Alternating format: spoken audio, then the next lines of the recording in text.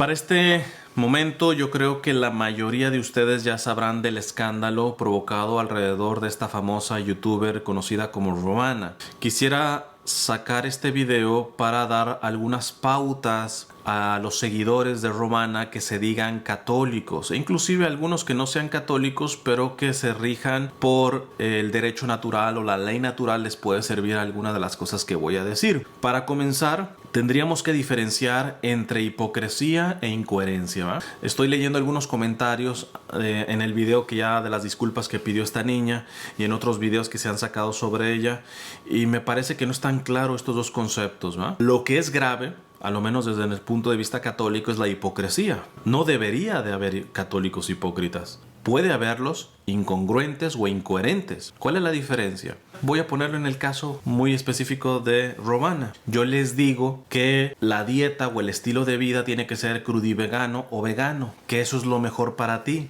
Y el día de mañana, como a Romana, me encuentras comiendo pescado. Si yo verdaderamente creo en lo que te he dicho, yo voy a aceptar tu corrección, porque sigo creyendo. En ese momento, ese acto es incoherente o incongruente, porque no he dejado de creer lo que te he venido diciendo. Simplemente me agarraste con una incongruencia o una incoherencia, es decir, viviendo lo opuesto a lo que yo he venido predicando. ¿Dónde viene el problema de la hipocresía? De la hipocresía, por eso es tan grave la hipocresía, cuando yo no creo lo que te he predicado. Cuando yo te he dicho que lo mejor es ser crudivegano o vegano y después me encuentras comiendo pescado, pero yo soy un cínico que no reconozco que lo que te he dicho sea verdad, porque yo no creo, te dije una mentira básicamente. Por las disculpas que pidió Romana, parecería que ella cayó en una incongruencia o una incoherencia, porque para empezar el hipócrita no pide ni siquiera perdón, ¿eh?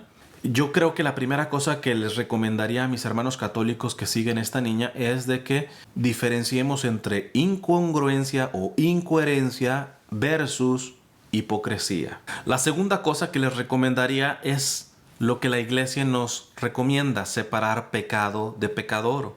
Evidentemente, si Romana hizo algo mal, se tiene que condenar eso mal, pero salvaguardar su dignidad.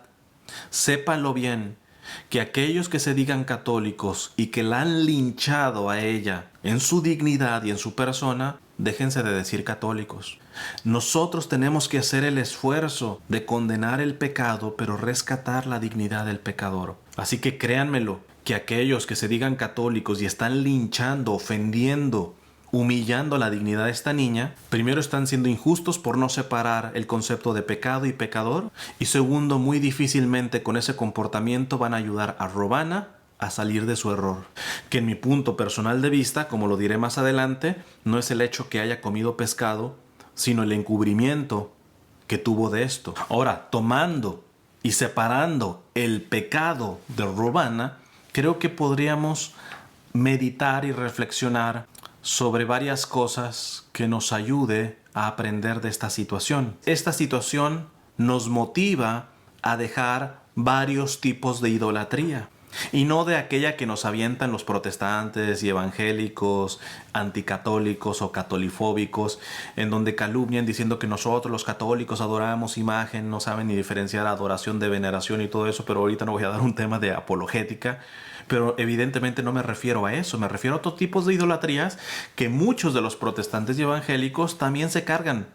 Pero ellos te quedan tranquilitos. ¿Por qué? Porque como no es una imagen física, ellos no se creen idólatras. Pues van a ver que esta cosa que pasó con Romana nos pone alerta de cómo podemos montarnos dioses, cómo podemos ser idólatras de otras maneras diferentes a como lo hacían los aztecas. La primera idolatría que deberíamos de dejar a partir de esto que ha pasado con Romana es la idolatría por la propia salud. Convertir la salud en un dios de nosotros. Ciertamente la Sagrada Escritura nos dice que nuestro cuerpo es templo del Espíritu Santo. Es decir, que nuestro cuerpo es sagrado, que no es nuestro, le pertenece a Dios y ha de ser cuidado precisamente como eso, como la pertenencia no nuestra sino Dios. Pero no solamente se queda en eso, todo lo que es de Dios es para el servicio, para donarnos, para, vamos a decirlo, morirnos en el servicio. Y en este sentido, cuando tú ves a ciertos católicos tan fanáticos de este cuidado de la salud, pareciera como que no se van a morir, como que esperan que no se van a morir. De hecho, a veces yo soy un poco irónico y digo, tú puedes ir al gimnasio y tener dieta vegana y toda esa cosa, y sales a la calle y te atropellaron a un saludable. El problema es que ese saludable sí hizo de su salud un Dios. En ese mismo momento quitó al Dios verdadero, y las cuentas que dará después de muerto pues no serán muy saludables para él.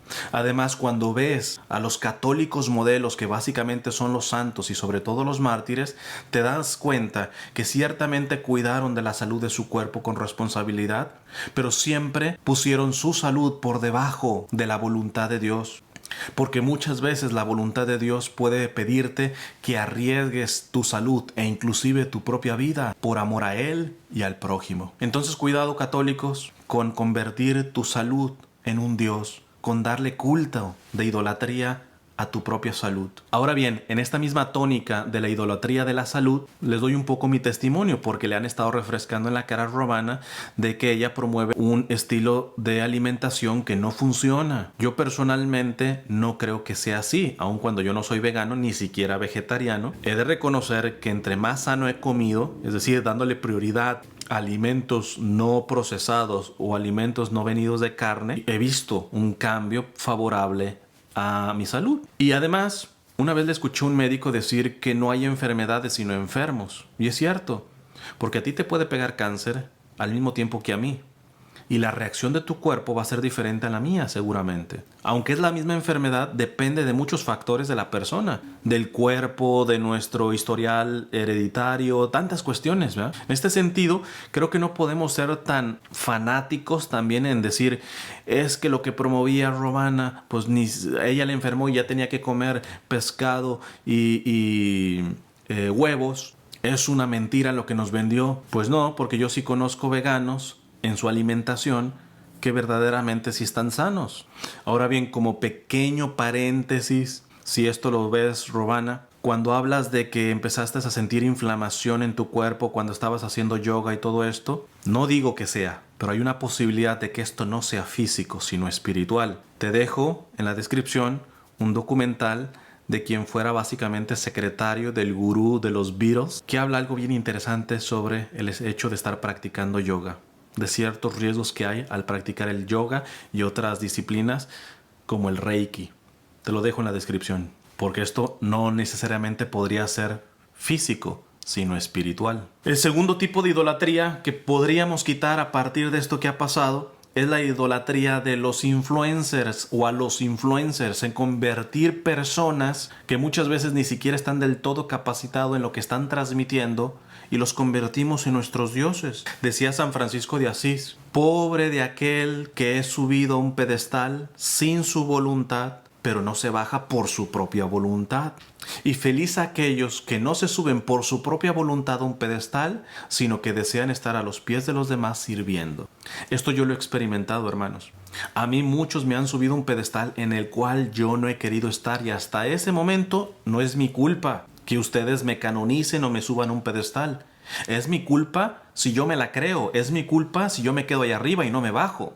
En este sentido, cuando aceptaba comentarios, sobre todo en Facebook y todo esto, y que respondía con mi franqueza, con mi humanidad, que le falta todavía mucho de conversión, y que me decían, me has decepcionado, te tenía en un pedestal, pero ahora tú solito te has bajado. Yo les decía, perfecto, porque ¿quién te ha dicho que tienes que poner la mirada en este pobre pecador?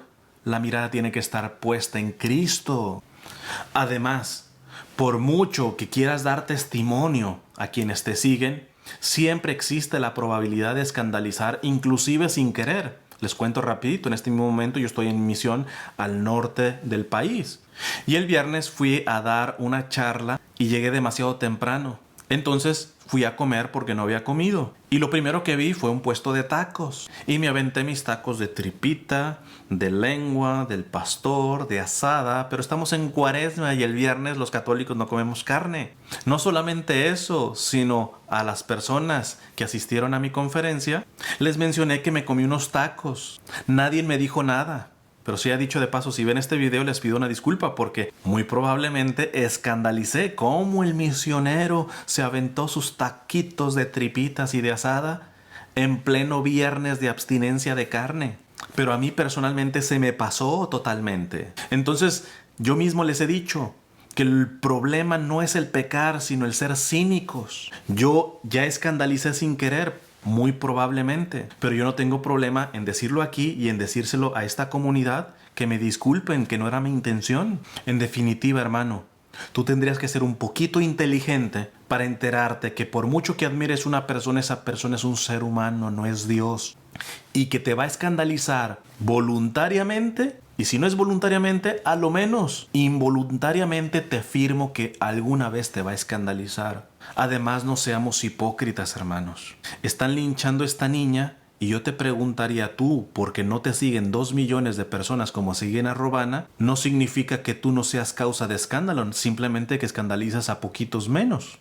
Condenemos el pecado, condenemos el error, pero atendamos de que mientras la persona no sea un cínico, debería tener un poco de nuestra comprensión y consideración, sobre todo cuando con humildad ha reconocido que ha metido la pata. Una tercera idolatría de la cual nos podemos despojar a partir de esto que ha pasado es la idolatría al dinero. Miren, si yo tuviera contacto con Robana, lo primero que le diría es, al estar tú monetizando y con varios anuncios, sobre todo en sus disculpas en inglés, también en el de español, quitaría la monetización, porque lo único que estás dejando saber que precisamente las personas están esperando una respuesta ante el escándalo de que comías pescado, y tú sabes que esos videos van a ser bastante asistidos y estás monetizando, lo cual estás de alguna manera dando el mensaje que tu incongruencia pudiera ser hipocresía, que atrás de encubrir el hecho de que estabas comiendo pescado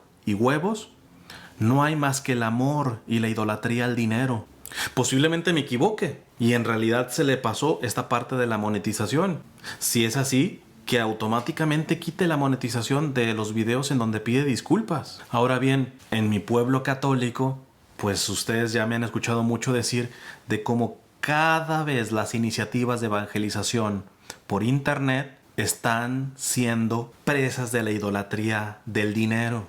La evangelización solamente termina siendo un pretexto para ganar dinero, y por formas maquiavélicas como es a través de la publicidad tan riesgosa moralmente hablando que genera Google y que tú puedes publicar libremente en tu website o permitiendo la monetización en YouTube. Y estos evangelizadores que dicen que lo primero es el evangelio, lo que están demostrando es que al estar monetizando, poniendo en riesgo a las personas debido a la inmoralidad de esta publicidad, lo que están diciendo es que su Dios no es Jesucristo, sino el dinero.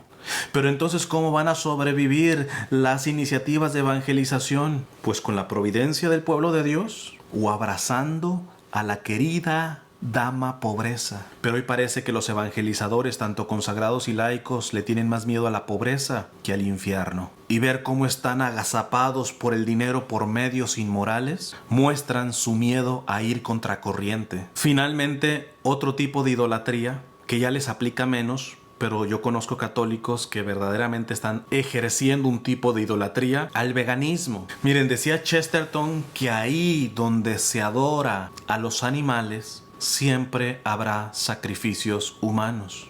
A los católicos nos surge entender el correcto lugar de los animales. No somos dueños de la creación, somos administradores. Pero no me quiero alargar mucho, les dejo una charla que yo hablo sobre los animales en la descripción. Conclusión. Creo que esta situación que ha pasado con Robana, tanto para ella como para lo menos los católicos que la seguían o que la seguirán siguiendo a ella, es una fuerte llamada a la humildad.